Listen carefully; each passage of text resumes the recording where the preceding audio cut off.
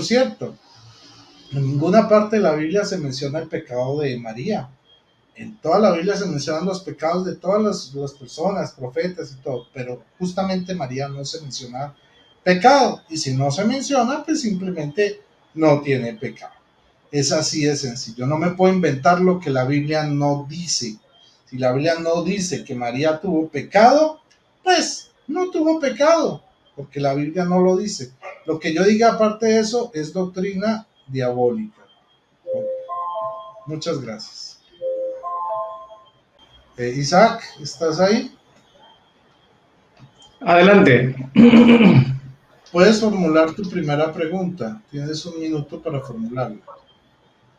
Ok, dale. Gracias. Bueno, acabas de decir que si la Biblia no dice o no registra que María pecó, entonces eso demuestra que ella no pecó.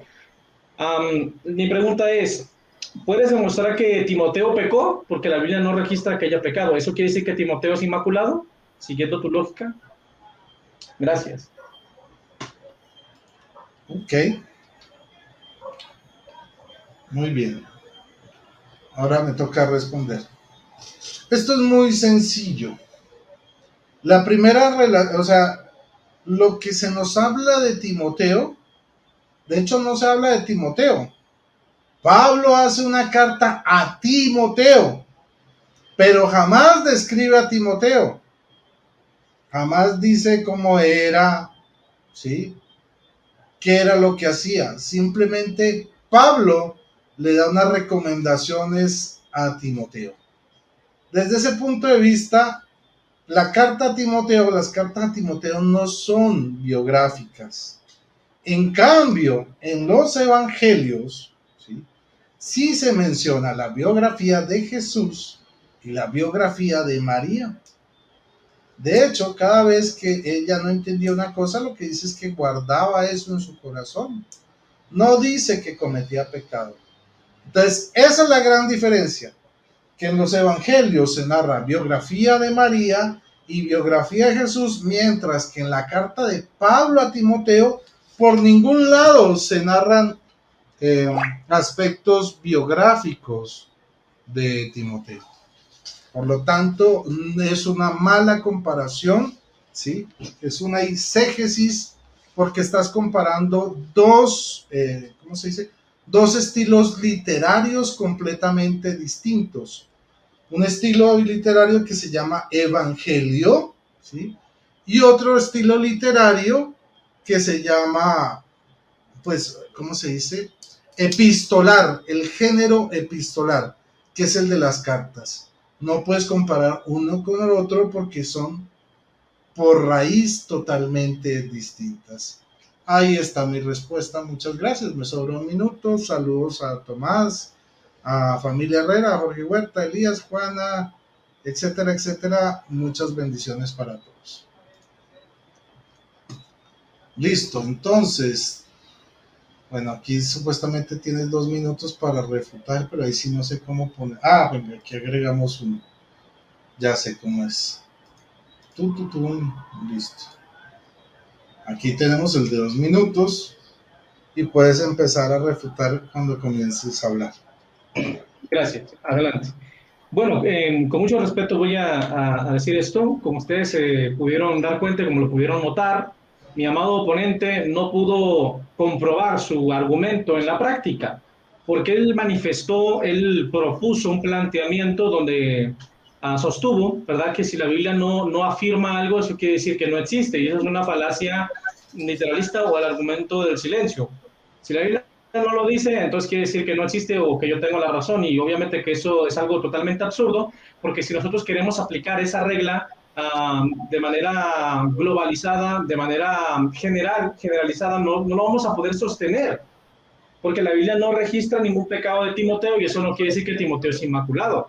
La Biblia no registra, por ejemplo, un pecado, no sé, de la madre de Moisés, y eso no quiere decir que no pecó. Entonces hay muchas cosas que la Biblia no registró o que no registraban los hombres que escribieron la Biblia, y eso no quiere decir que por el hecho de que la Biblia no está registrada nosotros vamos a inventar nuevas doctrinas, nos vamos a inventar cosas con la justificación, con el pretexto de que si en la Biblia no lo dice, entonces mi doctrina es verdadera. Obviamente que eso es algo muy absurdo, porque en ninguna parte de la Biblia dice que yo no puedo fumar marihuana, en ninguna parte de la Biblia dice que no puedo inhalar cocaína, o que no puedo comer tortas de pierna o de jamón, o sea, son cosas absurdas. Porque no por el hecho de que la Biblia no diga que no puedo fumar marihuana, quiere decir que voy a fumar marihuana, ¿verdad que no? O sea, ahí tenemos que usar también la inferencia y el sentido común. Con eso termino mi respuesta. Muchas gracias. Ok, muchas gracias. Y entonces, dice Levítico, capítulo 13, versículos del 43 al 51, que todo el que toque, bueno, aquí queda un minuto, que todo el que toque a un leproso quedará impuro. Tú dices que María tuvo que presentar sacrificio y por eso se demuestra que era impura. Ok, entonces si Jesús tocó un impuro, digo, un leproso, en Mateo 8, del 1 al 3, ¿quiere decir que Jesús pecó? ¿Que Jesús era impuro? Ahí está mi pregunta. Sí, gracias. Bueno, gracias. Bueno, independientemente de que se haya dado el texto que fundamenta la pregunta de mi ponente o no, voy a responder. Y la razón por la cual Jesucristo no hubiese quedado, hipotéticamente hablando, impuro por tocar a un leproso, es porque Jesucristo es el Señor de la ley.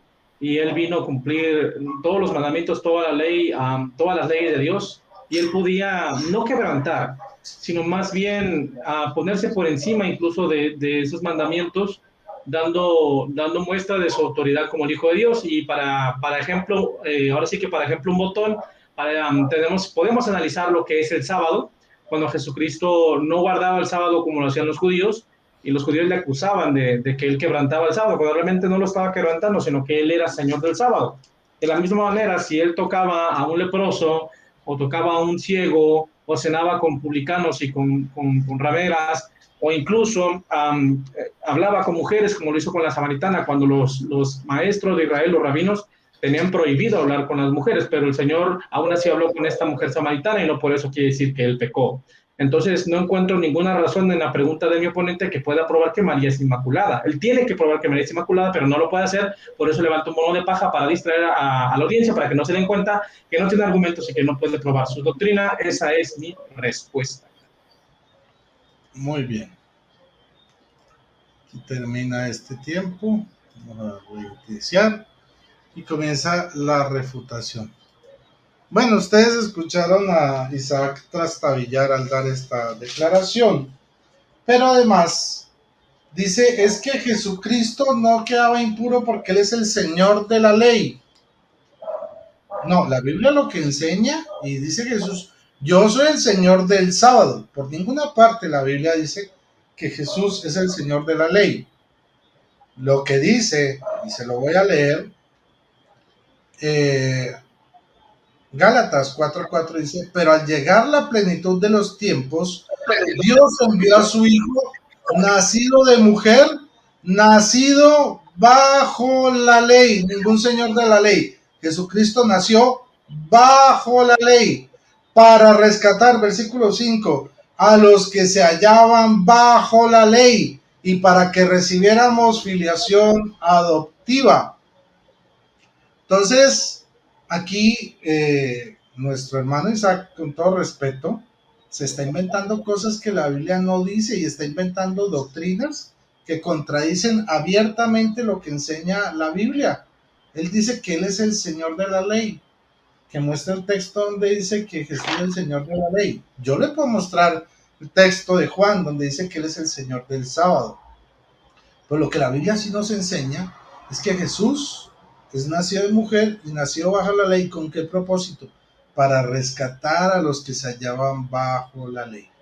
Entonces, si él asume que Jesucristo no fue impuro por haber nacido bajo la ley y ser lleno de gracia, pues María también. O sea, María ejecutó lo que decía la ley, pero eso no significaba que fuera impura, que ya era llena de gracia. Así de sencillo. Muchísimas gracias.